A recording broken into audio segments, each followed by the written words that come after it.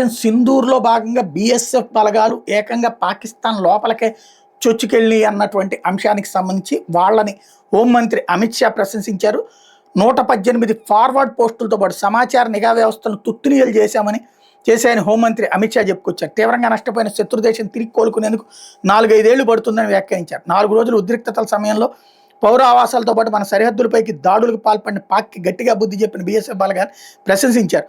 పరిస్థితులు ప్రశాంతంగా ఉన్న సమయంలో సైతం ఇంటెలిజెన్స్ వ్యవస్థను అప్రమత్తం చేస్తూ ముందుగానే ఖచ్చితమైన సమాచారంతో విజయవంతంగా దాడులను పూర్తి చేయగలిగామని బీఎస్ఎఫ్ రుజువు చేసిందన్నారు. ఎడారులు, పర్వత ప్రాంతాలు, అడవులు, కఠినమైన ప్రతికూల వాతావరణ పరిస్థితుల్లో సైతం అచంచలమైన అంకితభావంతో పనిచేస్తూ దేశానికి మొదటి రక్షణ శ్రేణిగా సేవలందిస్తోందన్నారు.